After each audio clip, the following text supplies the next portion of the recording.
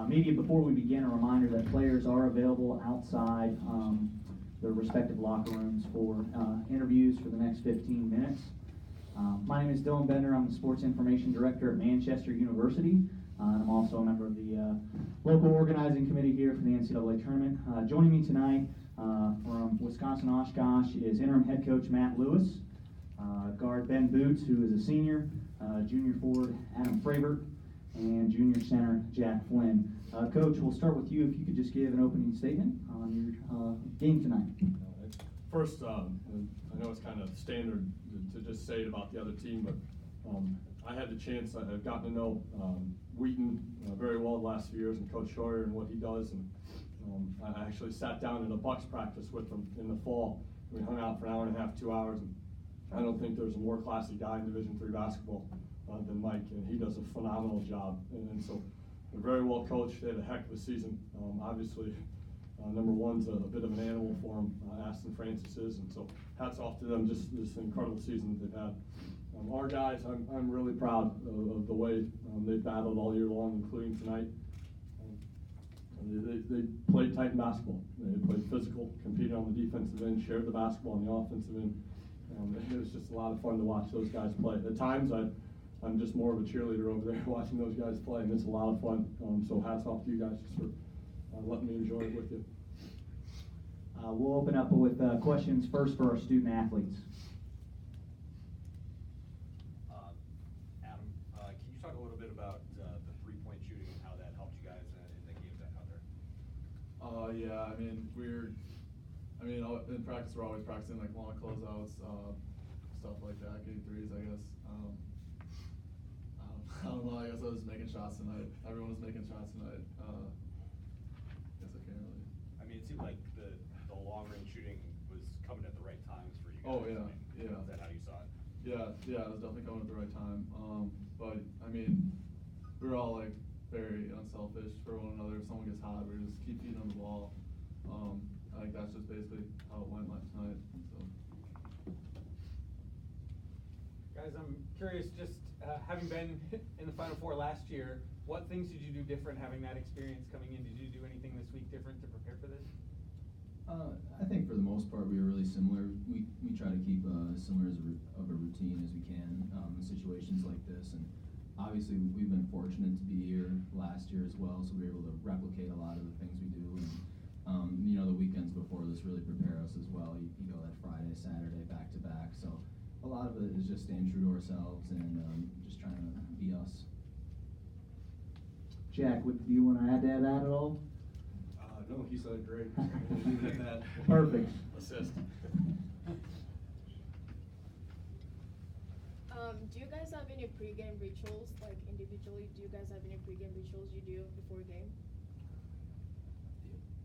I really don't have any pregame rituals. I don't know. Make sure the shoe's on the right foot, I guess. That's about it. Yeah, no, I don't really have much many pregame rituals either, I guess. Besides our team ones, I'm not really superstitious, maybe a little stitious. Shout out to the Be office. predictable. Question here in the front. Yeah, Jack, you raked in a ton of rebounds tonight. When you're going up against a shoot-heavy team like Wheaton, how important is it to just close out and get those rebounds so that they don't get second chances? Well, all week in practice, coaches made it like a fundamental point that we must finish off every play and just keep them to one shot only, especially with someone like Aston Francis. You don't want him getting another second shot if he misses that first one, so just got to limit him to one. We tried to do that the whole game, and I think we did a good job. Hey Ben, a question for you in terms of getting the ball down low to the big man there. You guys had a size advantage. Can you talk about the game plan going in terms of feeding the post? Yeah, absolutely. I think before every game, it's always one of our focuses to throw the ball inside and make the defense make a choice. Particularly with Jack, he's a load to take one-on-one, so a lot of people are going to bring some sort of help or a double team, and if they're playing one-on-one, it's a tough thing to do. So that's always one of our focuses, and we're lucky to have really talented big guys right here. So.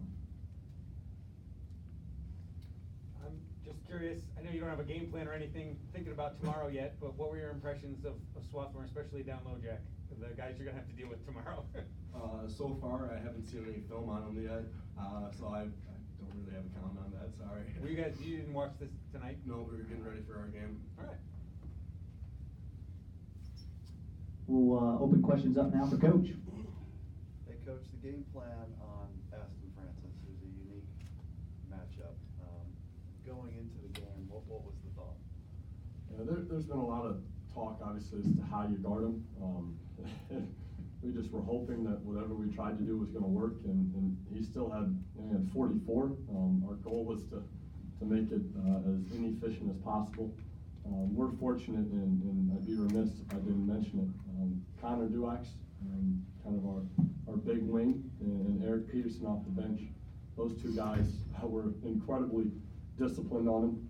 Our goal was, just make him go left and try to be as disciplined as possible and not foul him. He's 9 of 9 from the free throw line. If you foul him, it's given. So our goal is to keep him off the line and just play really solid basketball. And I thought our guys did that. I also got to mention our assistant coach, Ben Stelzer. He played high-level basketball and played overseas, and so he tried to simulate the Aston Francis. It's impossible to do, but he did a good job this week, and he was coaching those guys. And I just kind of stayed out of it, and our assistant coach was like, hey, here's the best way to try and get it done against them. So I'm really proud of the way those two competed. And the other guys, just off the basketball, were incredibly disciplined when it came to guarding the other guys. Seemed like you did a good job driving him off the three-point line, at least not giving him good looks. Was that part of the plan, or did you just work out that way that he was inside more? Yeah, you got to pick your poison. We tried to take away rhythm shots from him and make him do something else. And obviously, he's still got some of those. They've got a variety of little actions to get him the ball, and they run them really well. So our goal was to take away rhythm shots and make him drive it, and then hope that we could do something in the lane to affect the shot and then finish the play. Any final questions for? Yeah.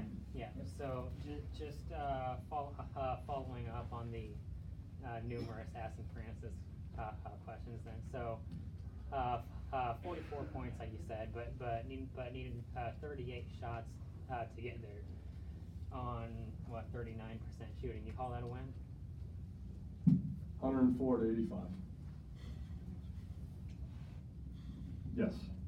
Yes. I thought we played really well, and these guys competed their tails off. They're incredibly disciplined. So really proud of our guys and the way they played. Matt, I'm just curious. You're in a different role this year than last year. How did you approach this week different? How has it been different for you? Beyond the obvious, I guess. Got to go to a few other meetings that I didn't have to go to in the past.